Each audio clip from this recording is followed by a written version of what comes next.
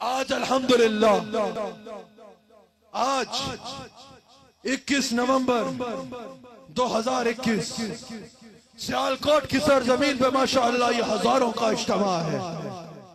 आज के इज्तिमा में अपने लेक्चर को कंक्लूड करते हुए, अपने खिताब को खत्म करते हुए मैं एक पैगाम देना बहुत जरूरी समझूंगा। या रसूल अल्लाह कहने वाले सुनियो, याद रखना, हम या रसूल अल्लाह कहने वाले जो है ना, एक तो ये याद रखना रसूलुल्लाह सल्लल्लाहु अलैहि वसल्लम का जो गुलाम होता है उसका अखलाक बहुत अच्छा होता है, वो हुस्न अखलाक रखने वाला होता है, उससे कभी किसी को तकलीफ नहीं पहुंचती। जब हुजूर अलैहिस्सलाम से पूछा गया या रसूल अल्लाह सल्लल्लाहु अलैहि वसल्लम मुसलमान कौन है, मोमिन कौन है, तो मेरे आका अलैहिस्सलाम ने मुसलमान और मोमिन की क्या पहचान बयान फरमाई कि उसके हाथ से दूसरे लोगों का, यह नहीं फरमाया दूसरे मुसलमान का, कहा उसके हाथ से दूसरे इंसान की इज्जत भी महफूज होती है, जान भी महफूज होती है, माल भी महफूज होता है। हुजूर अलैहिस्सलाम के गुलामों, अपने अखलाक को बेहतरीन कर लो।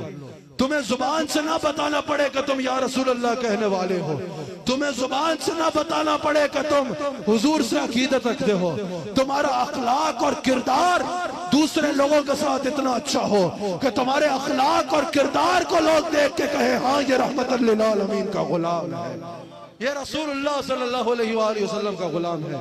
ये याद रखना, इस वक्त मुसलमानों को तो सबसे ज्यादा जिस चीज की जरूरत है वो इत्तेहाद की जरूरत है। इस वक्त उम्मत मुस्लिमा, आप बताएं, अगर उम्मत मुस्लिमा इस वक्त एक हो जाए, ये इख्तलाफात को खत्म करके उम्मत मुस्लिमा रसूलुल्लाह सल्लल्लाहु अलैहि वसल्लम के इसमें गिरामी पर एक हो जाए, तो मुझे बताइए क्या किसी में ये जुर्रत भी होगी कि वो इस्लाम पे उंगली उठा सके? हरगिज नहीं होगी। हमेशा ये याद रखिएगा, बिखर जाने में जवाल होता है और इकट्ठे होने में उरूज होता है। हम सबको मुत्तहिद होना होगा। और या रसूल अल्लाह कहने वालों, ये याद रखना, हम अपने अकीदे पर कायम हैं अल्हम्दुलिल्लाह, अपना अकीदा बयान भी करते हैं अल्हम्दुलिल्लाह, लेकिन फिरका वारियत के आग में इस वक्त फिरका वारियत की आग जलाने का ये ना हमारा मजहब इसका मुतहम्मिल है, ना हमारा मुल्क इसका मुतहम्मिल है। किसी सूरत फिरका वारियत की आग ना जलाना, क्योंकि फिरका वारियत की आग जो है वो इस्लाम के लिए और पाकिस्तान के लिए, दोनों के लिए सूदमंद नहीं है।